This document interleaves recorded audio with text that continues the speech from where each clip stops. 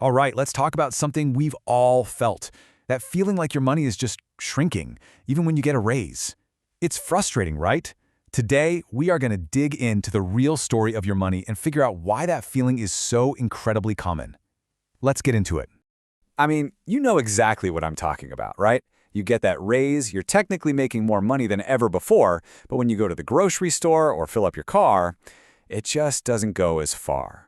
That feeling of your buying power just slipping away, it's a super frustrating and very real experience for so many of us. So what's the deal? Well, the obvious culprit, the one we all point to, is inflation. And yeah, that's a huge part of it. But here's the twist. Who it actually helps and who it hurts, well, that story is way more complicated and honestly, pretty surprising. It's not what you think. Okay, first things first. Let's break down exactly why your money feels like it's shrinking. It really all boils down to one single, powerful concept. And that concept is what we call purchasing power. It's a fancy term for something super simple: how much stuff you can actually buy with your money. As prices go up, inflation, every single dollar you have buys a little bit less. Your money isn't literally disappearing from your wallet, but its power, its ability to buy things, is slowly getting worn away. And this gets to the absolute core of the problem, especially for anyone out there trying to save. BlackRock put it really simply.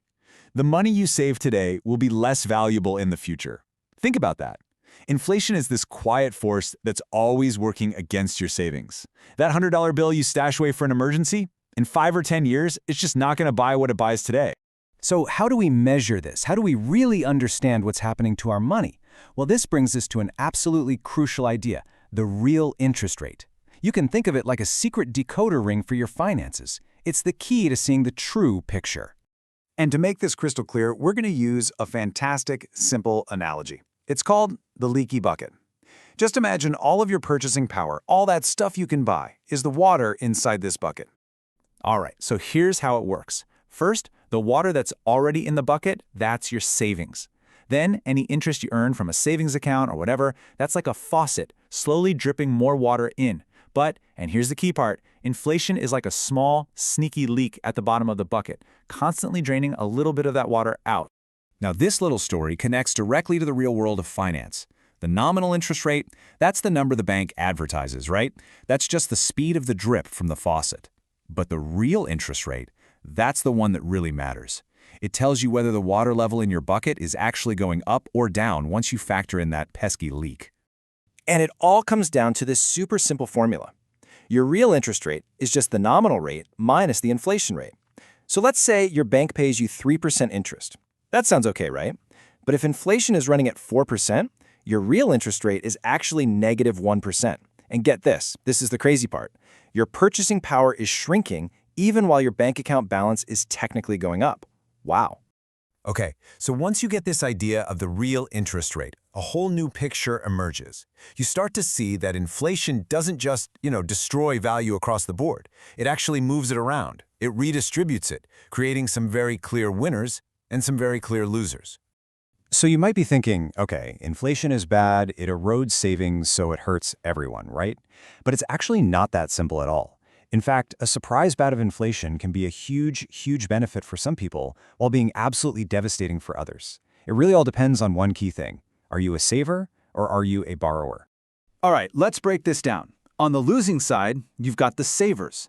The value of their cash is just getting eaten away. Lenders get hurt for the same reason, and it's especially tough for people on fixed incomes, like retirees, whose paychecks don't change. But now, look at the other side of the coin. The winners. The biggest winners are often borrowers who have fixed-rate debt, like a 30-year mortgage. Why? Because they get to pay back their loan over many years with money that's worth less and less over time. They're literally paying back their debt with cheaper dollars. Okay, get ready, because this is where our story takes a really fascinating and, honestly, counterintuitive turn. We're about to look at what really happened to different income groups during the big spike in inflation we all just lived through. And the data might just blow your mind. You see, the standard thinking, what you hear all the time, is that inflation hits low-income households the hardest. And the logic makes sense, right? They spend a bigger chunk of their budget on necessities like food and gas, so price hikes hurt more. And look, that is definitely part of the story. But it's not the whole story. Some really groundbreaking research from the Federal Reserve paints a much more complicated picture. So first, let's start with what we expect to be true.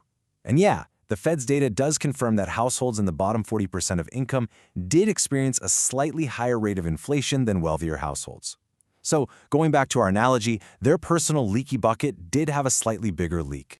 But, and this is a huge but, that is only half the picture. Because while their inflation leak was a bit bigger, the drip coming into their bucket from the wage growth faucet, it wasn't a drip, it was a gusher. The very same research found that wage growth for workers in the bottom 40% absolutely surged, peaking at over 7%. That totally blew away the wage growth seen by the top 20%. And this brings us to the really stunning conclusion. When you put it all together, you subtract that slightly higher inflation from that much higher wage growth. What was the net result? Well, between 2019 and 2024, the bottom and middle income groups actually saw their purchasing power increase by a cumulative 4.5 percentage points. Let me say that again. Their wages didn't just keep up with inflation, they actually outran it. So with all this in mind, the big question is, how can you be more strategic about protecting your own money from that inflation leak? Let's walk through some of the general principles to think about. Okay, and a quick disclaimer here. This isn't financial advice, of course. We're just explaining some common strategies people use. At the end of the day, the goal is always the same. Make sure the drip of money coming into your financial bucket is faster than the leak of purchasing power going out. So here are 4 key things people often consider. First, always look at the real interest rates, not just the advertised ones.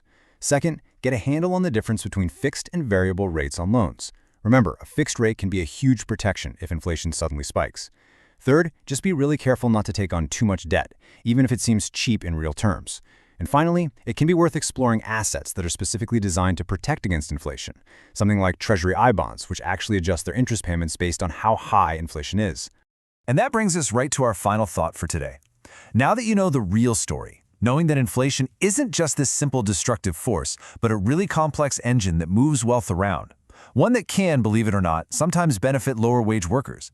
How does that change the way you see the economy when you read the news? It's a really powerful question to think about.